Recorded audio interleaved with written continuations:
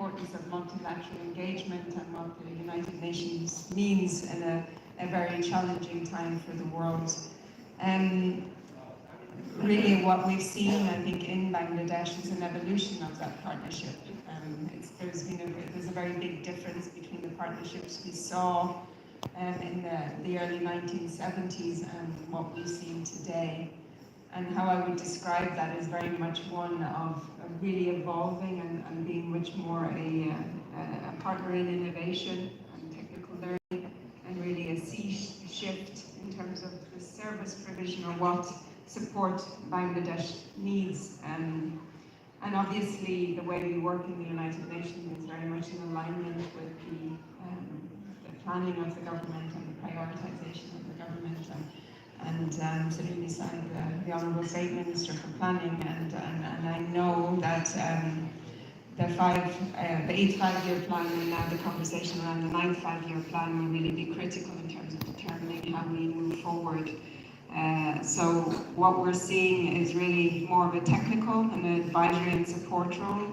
Maybe more concretely, just to give a couple of examples, I think whereas in the past maybe we would help support particular programs, now we would provide advice. One recent example is the work with the Ministry of Labour, for example, on the employment injury scheme with the private sector. Nowadays we're not providing support, we're providing technical advice from different parts of the world and sharing that advice in order for Bangladesh and the private sector to enhance the work that's already going on, or the work that's been ongoing in terms of fighting AIDS, tuberculosis, or malaria.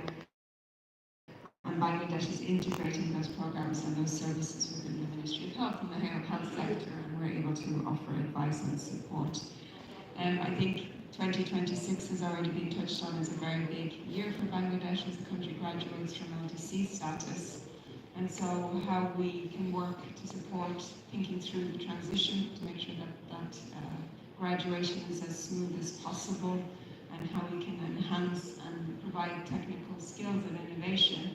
But I think most also as importantly is Doha this year, when the LDC countries come together, will be an opportunity to also showcase the learning that Bangladesh has to share on the technical support and advice that the country can bring to other countries who are not so further down the track on graduation. So maybe just to summarize, I think it's very much an evolving partnership, and that evolution is also based on some of the conversations and the prioritizations that we're seeing across the government and the changing context we're living in. Thank you, and we appreciate that evolution of the relationship between UN and Bangladesh as well. Well, let me go to His Excellency's Ambassador of China in Bangladesh. China has been like one of our great partners. Particularly, we see their partnership in investment in infrastructure projects, and that's one of the prominent presence what we see in recent years. So with that, and with this overall context as we have already outlined, so my question, the humble question would be that how does China plan to balance economic development with environmental sustainability to ensure that infrastructure projects that contribute positively to Bangladesh's sustainable development? Always there is a kind of a tension between infrastructure and, please, over to you. Thank you, Mr. Chairman. It's my honor to be invited to attend this seminar together with all these prominent panelists. And as also, we prepare a long speech, right? You tell me. It's a very good question. We all know that China, we are proud to be development partners. We have been dealing together with Bangladesh to have set up so many landmark projects like the Palmer Bridge, the Bandar Sheikh Mujibur Rahman tunnels, and the exhibition halls in Dhaka. But I believe our cooperation will go beyond only projects. Our project is people-centered. Well, in view of the common development of China and Bangladesh. So the purpose is not project, it's meant to the people benefit from our cooperation. So aside from projects, China, our companies, our enterprises extensively partner with Bangladesh for all the economic cooperation, investment cooperations.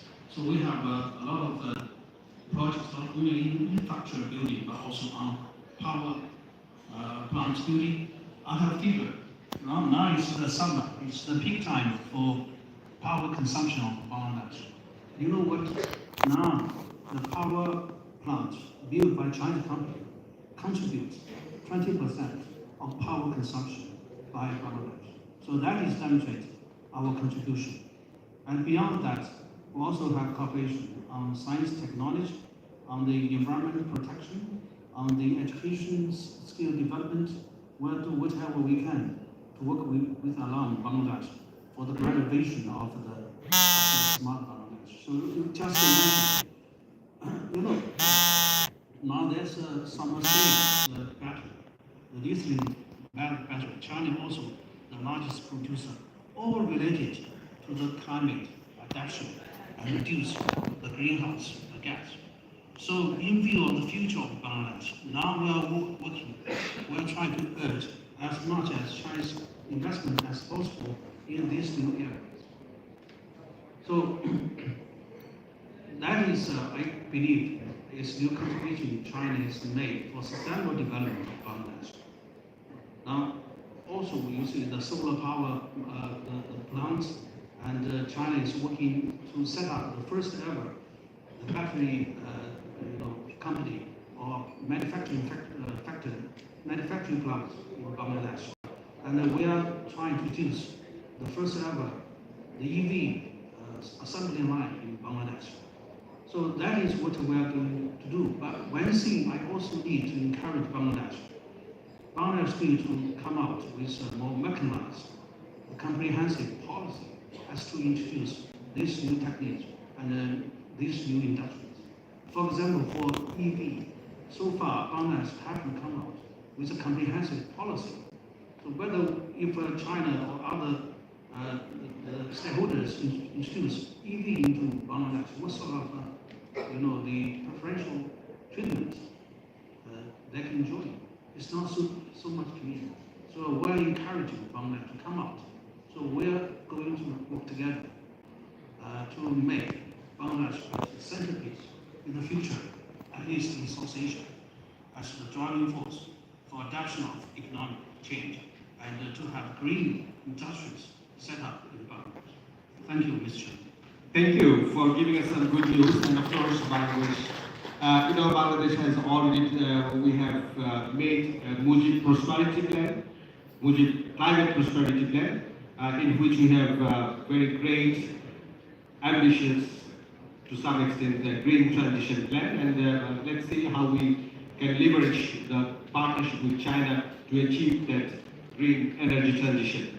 Now I would like to go to our Foreign Office. Mr. Additional Secretary Dr.